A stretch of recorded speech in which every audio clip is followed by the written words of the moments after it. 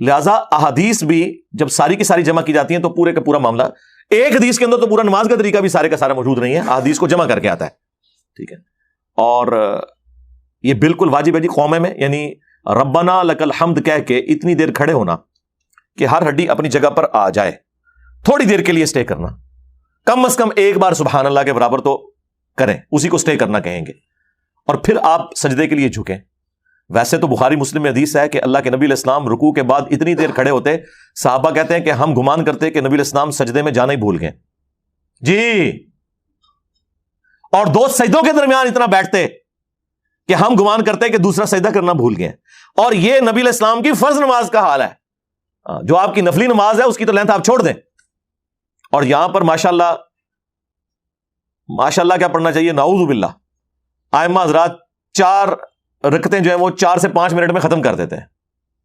اور وہ آپ نے ایک 20 تراویح والی ویڈیو بھی انڈونیشیا کی یا ملیشیا کی وائرل دیکھی ہوگی، یوٹیوب پہ رکھی ہوئی ہے، جس میں وہ نماز جس طریقے سے وہ پڑھ رہے ہیں. یہ نماز ہے، یہ تو منہ پہ مار دی جاتی ہے. مسند احمد میں حدیث ہے سب سے برا چور وہ ہے جو نماز کا چور ہے. تو صحابہ کرام نے جب پوچھا تو آپ نے فرمایا جو اپنے رکوع اور سجدے صحیح ادا نہیں کرتا وہ نماز میں چوری کر رہا ہے. 3 تسبیحات پڑھنی ہوتی ہے نا رکوع میں سجدے میں، ایک جاتے وقت پڑھتے ہیں، ایک اٹھتے وقت، اور ایک ہی درمیان میں آتی ہے. آپ سب غور کریں کبھی لوگوں کو نماز پڑھتے ہوئے کتنی تیزی سے نماز پڑھ رہے ہوتے ہیں. اور نبی علیہ السلام سکون سے نماز پڑھتے تھے. آپ نے اس طرح کی سکون کی نماز دیکھنی ہے تو حرمین میں آپ دیکھیں، حرم مکہ میں، حرم مدینہ میں کتنے سکون کے ساتھ نماز پڑھاتے ہیں. پاکستان میں بھی جو اہل حدیث مکتب فکر کے لوگ ہیں وہ نماز کافی حد تک بہتر پڑھتے ہیں. ویسے تو ان کے اندر بھی اب کافی زیادہ حنفیوں کو دیکھا دیکھی بیماری آ گئی، یعنی میں نے ان 14-15 سالوں میں بڑی ان کے اندر ویریشن دیکھی ہے. 2008 میں جب ہم نئے اہل حدیث کی طرف گئے تھے تو اس وقت اہل حدیث کی جو ظہر اور عصر کی نماز کا دورانیہ ہے نا، کم از کم 12 سے 14 منٹ ہوتا تھا. حنفیوں کا اس وقت بھی 5-6 منٹ تھا، وہ 5-6 منٹ پہ ہی ہے، بجائے یہ کہ وہ ان کا رنگ پکڑتے، انہوں نے رنگ پکڑ لیا، یہ اب 12-13 منٹ سے 8 منٹ پہ آ گئے ہیں، 7 منٹ پہ آ گئے، اور کہتے ہیں جی وہ نمازی تنگ ہوتے ہیں. دفعہ ہو جائیں جی ایسے نمازی کہ وہ ان کی اپنی تو نماز ہو نہیں رہی، دوسروں کی بھی برباد کروا رہے ہیں. لعنت بھیجے ایسے نمازیوں کے اوپر جو اماموں کو یہ کہتے ہیں کہ نمازیں مختصر کرو، وہ آپ کو یہ کہہ رہے ہیں کہ تمہاری نمازیں لپیٹ کے تمہارے منہ پہ ماری جائیں. یار آپ نے وضو کا تکلیف اٹھائی، کاروبار چھوڑنے کی مشقت اٹھائی، ٹائم نکال کے مسجد میں آئے اس لیے کہ یہ نماز لپیٹ کے آپ کے منہ پہ مار دی جائے ان چند بابوں کے پیچھے جنہیں کام ہی کوئی نہیں ہے. گھر والوں نے بھی ٹھڈے مار کے انہیں نکالا ہوا کہ جا کے مسجد میں جا کے نا، جو مسجد میں کوئی بچے آئے ہیں نا انہیں وہاں سے نکالیں ڈانٹ کے، یا جا کے اذان دیں، اور باقی ساری گپے شپے وہاں ماریں گے. نماز ہوگی تو وہ امام مسجد کہنے ذرا ہولی پڑھاؤ جی، نماز ہلکی پڑھاؤ، اور نکلو اتوں یار مسجد کا ماحول خراب کیتے ہیں تسی. خود تو اپنی نماز برباد کروا رہے ہو، دوسروں کی نمازیں کیوں برباد کر رہے ہو؟ تو یہ زیادہ یہ جو بابے ہیں نا یہ تنگ کرتے ہیں. یعنی بابے ایک دین کے بابے بھی جو ہے نا وہ بھی مصیبت بڑھیں تھے، یہ بابے بھی اللہ ماشاءاللہ اچھے بابے بھی ہوں گے. آپ کو مسئلہ ہے میرے بھائی آپ کرسی پہ بیٹھ کے نماز پڑھ لو، یہی بابا آپ کو جوتیوں والی جگہ کے اوپر، پالیٹکس کے اوپر آدھا گھنٹہ تقریر کرتے ہوئے نظر آئے گا، جو مسجد میں جا کے کہے گا جی ذرا ہلکی نماز پڑھائیں جی، سنت ہے. کیڑی سنت ہے؟ سرکار پتہ ہے وہ ہلکی نماز کی جو حدیث ہے بخاری مسلم میں، وہ سورہ البقرہ سورہ ال عمران پڑھا دی تھی، تو نبی علیہ السلام نے کہا ذرا ہاتھ ہولا رکھ. یعنی پہلے 4 پارے پڑھے ہیں تو 4 پارے والے کو جب کہا کہ جائے کہ ہاتھ ہولا رکھ تو کیا ہے کہ 1 پارا پڑھا لو. آپ والی نماز تھی وہ.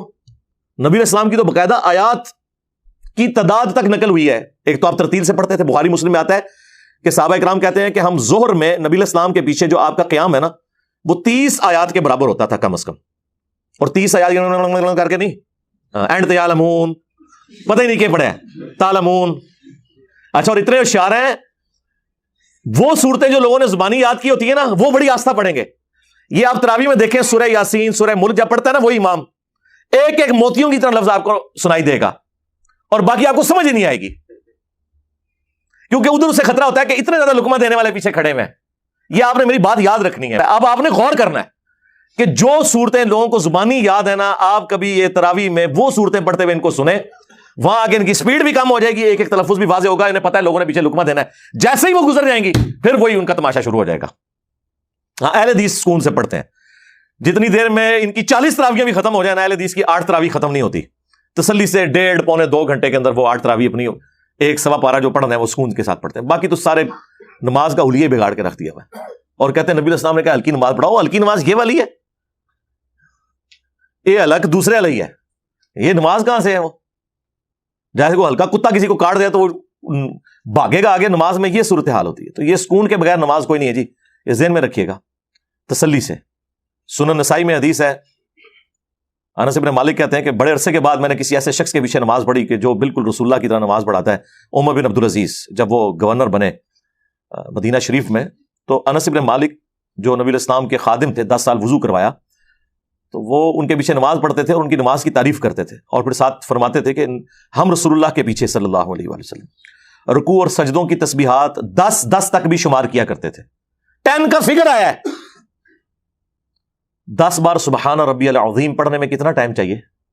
آپ کیا سمجھتے ہیں کہ نبی علیہ السلام و صحابہ کرام یہ پڑھتے ہیں سبحان ربی العظیم سبحان ربی العظیم سبحان ربی العظیم؟ یہ تو پڑھنا ہی حرام ہے, یہ تو مطلب ہی بدل جائے گا. بہت تیزی سے بھی پڑھیں گے سبحان ربی العظیم, اس کی ذرا کیلکولیشن کریں 10 دفعہ. خیر وہ تو اس طرح نہیں پڑھتے ہوں گے, ان کے لیے تو نماز سب کچھ تھا. اور 10 کا عدد بتا کے انس بن مالک نے یہ بھی بتا دیا کہ ضروری نہیں ہے کہ آڈ ہو, ایون بھی ہو سکتا ہے. وہ ٹھیک ہے, ترمذی میں ایک روایت ہے, اس کو سپورٹو مصنف ابن ابی شیبہ باقی کتابوں میں حدیث موجود ہے کہ کم از کم 3 تسبیحات ہونی چاہیے, سبحان ربی العظیم سبحان ربی الاعلیٰ.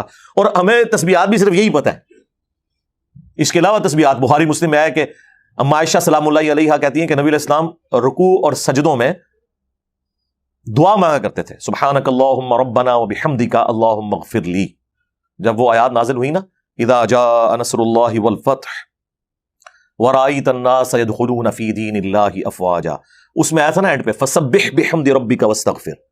جب اسلام کو غلبہ ہو جائے گا پھر آپ نے اللہ کی تسبیح کرنی ہے, حمد بیان کرنی ہے, اللہ سے استغفار کرنی ہے. یہ 3 حکم رسول اللہ کو اللہ تعالیٰ نے قرآن میں دیے. اور اما عائشہ کہتی ہیں پھر جب حضور علیہ السلام کی زندگی مبارک کے آخری دن تھے نا, جب آپ نماز پڑھتے تھے نا, تو قرآن کے اس حکم پہ عمل کرتے ہوئے 3 کام کرتے تھے, یعنی تسبیح بھی, حمد بھی اور استغفار بھی. سبحانک اللہم ربنا وبحمدک اللہم اغفر لی. یہ بخاری مسلم میں یہ تسبیحات ہیں رکوع اور سجدے کی.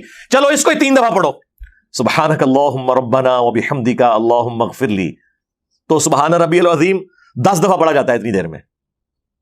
اس کے علاوہ مسلم شریف میں ایک اور تسبیح ہے, سبوح قدوس رب الملائکۃ والروح. یہ نبی علیہ السلام کی تسبیحات تھیں. اور دعائیں الگ سے.